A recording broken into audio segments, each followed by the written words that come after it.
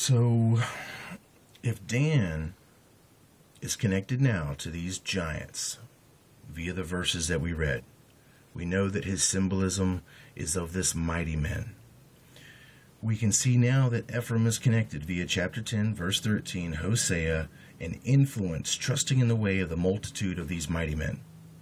Now, in perspective of judgment of what we're talking about, being Dan as the last judge in the last days, meaning these mighty men, well, you have to now understand how Ephraim fits in. Well, these ancient mighty men, the descendants of the sons of God, have been sealed. That's what the book of Enoch says. That's what the Bible says.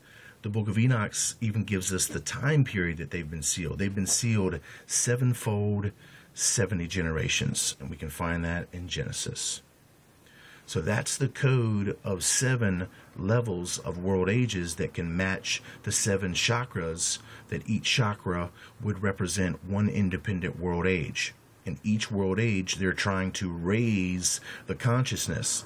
But the consciousness that they're trying to raise is the ego of the serpent, which is the lie that we are gods. So if you know that Dan, being an ancient mighty man, is now sealed, Ephraim is the one that is elected to do the work to break the seal via the sacrifice and the rituals. So Ephraim actually practices ritual sacrifice on a smaller, lesser level throughout the whole age. And when we're talking about an age, we're talking about the one that just ended. We were in an age that lasted some 5,125 years. The end of the age was coming out of Pisces. This new age that we're going into now is the age of Aquarius. So Ephraim, for the entire world age, its job, its descendancy, is to perform these lesser rituals that they follow with the phase of the moon. They run 4 separate cycles of 7s to total 4 times 7 equals 28. 28 is a mirror of a lunar cycle that they're matching these judgments to. So the entire world age, over a period of about 5,000 years, the collective evolution, the collective progress of humanity is curtailed by the efforts of the elite / Ephraim with these lesser calamities and judgments that they impose upon mankind. 28 in total. We're coming to the end of the 28 phase judgment of the moon that Ephraim has been enacting on us right now.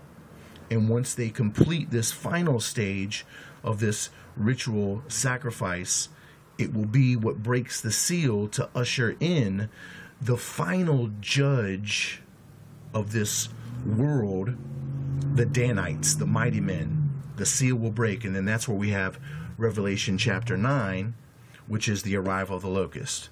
And then the Danites can enter into the world. So then, that is when we have the final stage of judgment that will now be, in a sense, their spiritual deliverance of judgment. That's what the Danites are going to try to represent. They're going to try to represent the spiritual judgment on this world.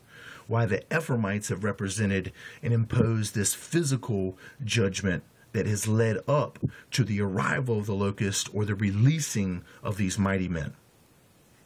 Once these mighty men, aka the locust, are released, their job is to preach and propagate this coming of the Antichrist. But they are going to preach him as the true God, as the world teacher, the world benefactor. And it will be none other than this ancient serpent god, the fallen prince of this world.